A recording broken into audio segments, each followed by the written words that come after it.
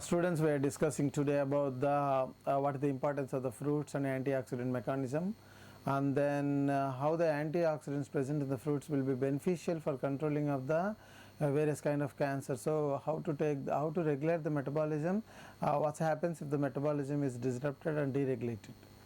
So topic is obesity. This is a extra class I am giving. Obesity is a medical condition where excessive fat deposits was accumulated. Most of the people, especially men, what I observed, having a big belly and a lot of accumulation of the fats because of the sedentary nature.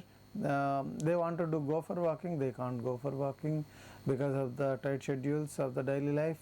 So how to control the obesity, and then we will go for the cancer, our own topic. So obesity is a body mass index, weight in kg by height in square meter. BMI, body mass index greater than 39 kg per meter square, is considered as obese. And obesity increases, it results in the colon cancer.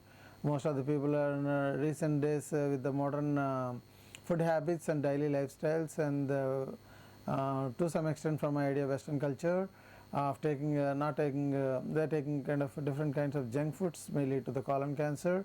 In females, breast and endometrial cancer, some other cancers also caused for this.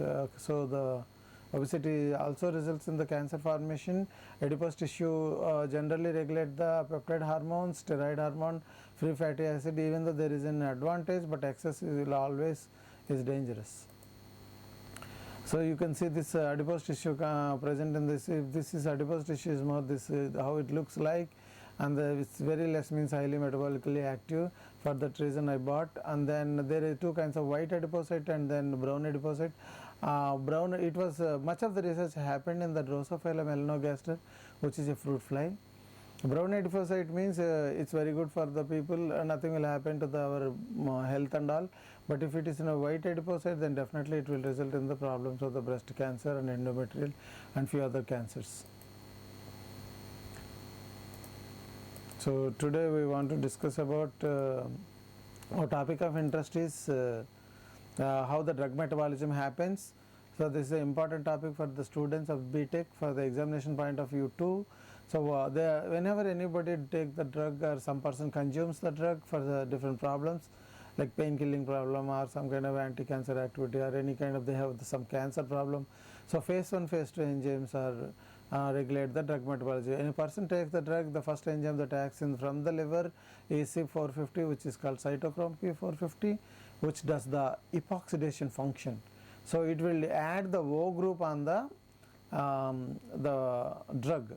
Second one, phase 2 enzyme is UDP glucuronidase transferase or glutathionase transferase. If this does not happen, the two phases drug metabolism does not happen, drugs may not work. So in many kind of people having the CYP mutations like CYP1A, CYP1B, CYP1C, many kind of Indian genesis. One of my friend Dr. Naushad does much of the work on CYP450. He published many papers, and so liver is rich of cytochrome P450. So if the liver is not functioning properly, also there is a problem of drug metabolism. So then one has to take different modes of drug intake. Aflatoxin metabolism also happens like this. So see this, whenever aflatoxin is, anybody consumes aflatoxin, how people consume aflatoxin? Aflatoxin is present in the maize and groundnut, which are not good quality groundnut. Sometimes whenever we are eating the groundnut, all of a sudden our inside the mouth we feel some kind of bad taste, very very bad taste. Why we have taken this kind of groundnuts? So that means those kind of groundnuts contain some mycotoxins, or it's the toxins related to the fungus. So everybody, most of the people knows, BTech people, you already know that aflatoxin is the toxic product of the fungus. So when any person consume aflatoxin more and more, then what happens, same kind of a drug metabolism, aflatoxin will get metabolized with the CYP450 enzyme from the liver. It will reach to the E89 epoxide, ABF189 epoxide, and further phase 2 enzyme called glutathione S transferase or UDP glutathione transferase, it will become to the glutathione will be added to the AFB and expression will happen. If there is a problem, much of the aflatoxin intake will taken, then the person undergoes the colon cancer or different other cancers. So this is one of the European prospective investigation on cancer and nutrition. This is an important question and also important topic. PTech people should understand how the antioxidant enzyme regulation takes place. So why that nutrigenomics is very important. Genomics that related to the various food intakes we take like turmeric or antioxidants. So important in the nucleus, the important motif or a place is called that's called consensus motif is antioxidant response element. Anybody takes a fruit that can, suppose any fruits one has consumed like pomegranate, it's good for the woman for the colon and breast cancers. So if they take, then the final product of the metabolism of the fruit intake, antioxidants will try to bind to the antioxidant response element. The sequence is ATGA. This is a sequence of nucleotides present in the genome. ARE present in the promoters of certain enzymes called glutathione S transferase and NADPH, quinine oxidoreductase 1. Role of NRF2 and ARE regulation. NRF2 is a transcriptional factor and there is an interaction between KEAP1 and NRF2. This regulation plays the important mechanism. TEAP1 is a Kelch like erythroid cell derived protein, try to inhibit the NRF2, which is a nuclear factor erythroid 2 related factor 2. So what is NRF2? NRF2 is a transcriptional factor and it's responsible for the induction of the antioxidant response genes. So during COVID, antioxidant phenomena played major role. So the fruit consumption helped in this. So NRF2 regulate the antioxidant anti-inflammatory pathways.